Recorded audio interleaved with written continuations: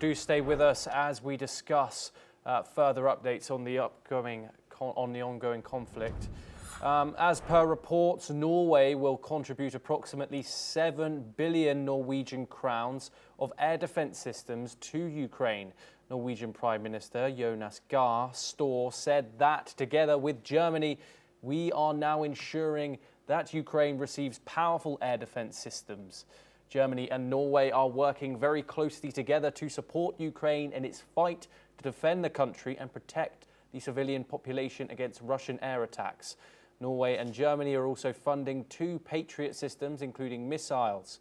Norway is also supporting the procurement of air defense radars from German manufacturing, Hensoldt, and air defense systems from Kongsberg. We are once again joined by Major General Dverdi. Obviously, aerial assaults have been rife in this war, Major General.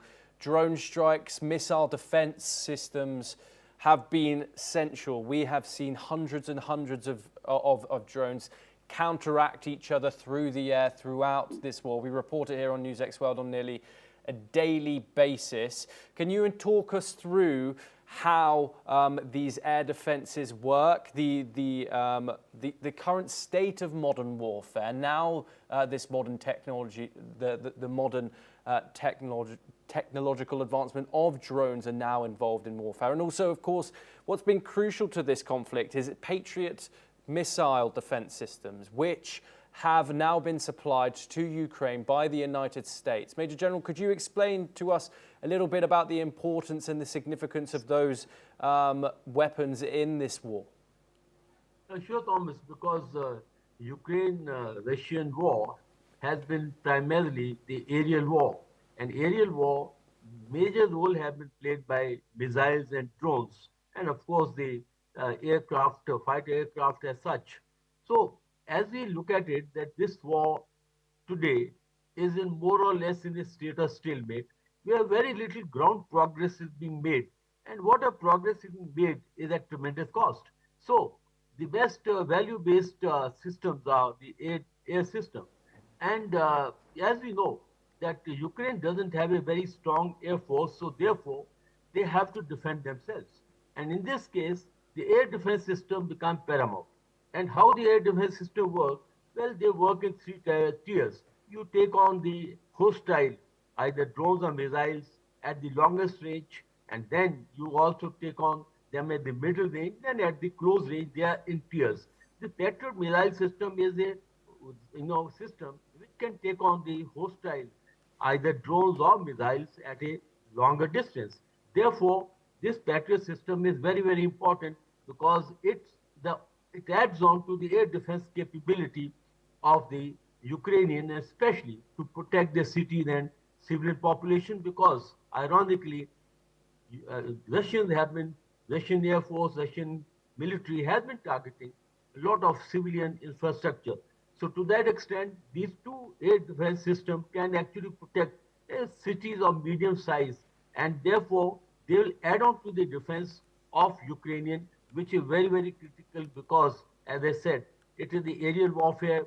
Russians have the predominance in the air, and the Ukrainian needs the air defense system, and Patriot is a very tried out air defense system which can take on the hostile missiles and drones at a longer distance, and this will add on to the capability of Ukraine forces to protect themselves, and it will prove very vital in the defense of their cities and infrastructure. Thomas. Yes, Major General, thank you very much for that insight. Just one final question, and we are tight on time, so if you could keep it brief. Obviously, we've seen the American dynamics in regards to the support of Ukraine change under the Biden administration to the Trump administration. Could you give us a little bit of an insight of the capabilities, of course, of the American military, the Ukrainian military, which obviously the Americans have supported in the past, and also, of course, now the European support now, which has been given unwaveringly to Ukraine? Well, I think first and foremost, the change is obvious because President Trump came to power for the second time on the premise that he will be able to end the Ukraine-Russian war within 24 hours. And so, therefore, his stance was that to get the peace deal and pressurize Ukraine to give in. And also, you see the meeting in Alaska last week, President Trump has tried to get the war over, but that has not worked out because, after all, war has to be, negotiated by two sides. But Mr. Putin is actually making it one-sided affair. Now, there have been change in the military aid, the quantum military aid, which the Americans were supplying to Ukrainian because they have almost given weapons and military aid to the tune of $180 billion. And Mr. Trump, his stance or policy is that Europe must do more and not only rely upon America. And that's why you feel now the European nations are coming forward, and like we discussed, the Germany, Norway, Denmark, they all are coming together, and Canada, to pitching so that the Americans' reliance to some extent is reduced. But President Trump has also changed his stance again. At one Yes. time, he said that there will be no more aid coming from America, but now he has said that Europe and America will work it out and they will ensure that Ukraine defend itself. So the point is that I think more aid will come, especially in the terms of Yes.